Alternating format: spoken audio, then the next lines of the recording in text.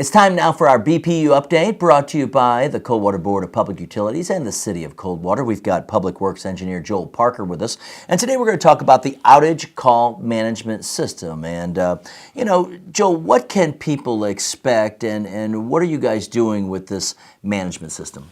Well, the idea is, Tim, that we're kind of getting a foundation laid for future improvements as well as to improve what we have right now. So the idea is that we're going from basically let's say that you're our help desk operator after hours. I call in an outage. You've got a piece of paper and a pencil, essentially, and you're trying to keep track of these things. You might be typing them into an Excel spreadsheet.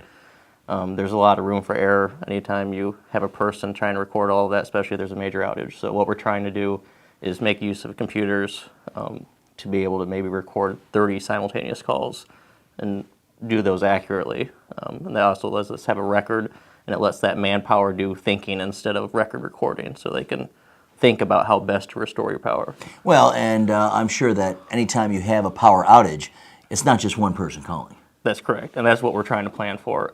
The system with pen and paper works all right for a 1 and 2 type outage. We have a tornado come through town, and we have 500 people out. That becomes a real mess. So if we can have, a system similar to what you would experience if you're calling to handle your credit card bill, if we can have that taking the calls, that allows us to have the manpower to actually get your power back on. All right, and so when is the goal to have this up and running? Right now, we've got all foundational work done. What we're trying to hammer out, essentially, is what phone number we want to use. If we want to keep an internal phone number, if we want to go with an external phone number, there's debate on which one is best. And then a few phone system tweaks that we're working on internally. I think probably by the end of the summer, we're looking to have this live. Now, when you talk about the foundation is completed, is that the internal system, the computers that you're going to use, or the programming in your computers that you're going to use? Correct.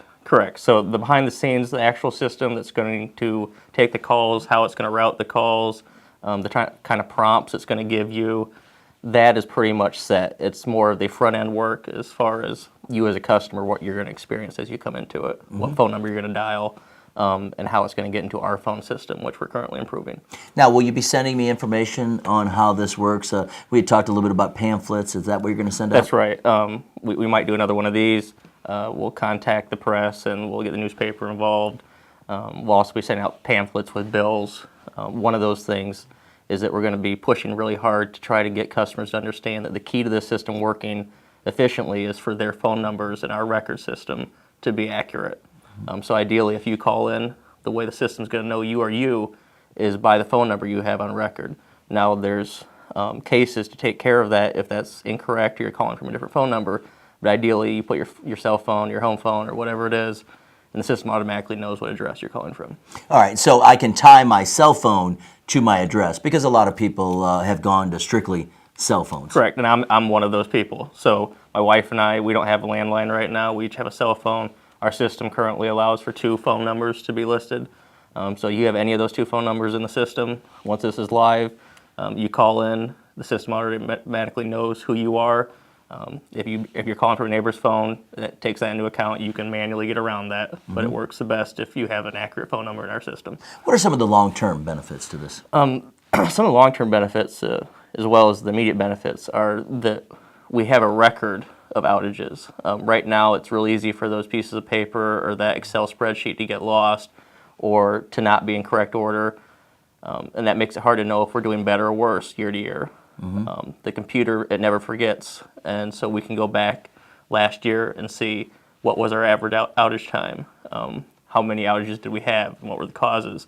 And a system like this, it, like I said, never forgets, so we can compare that year to year and see how to improve.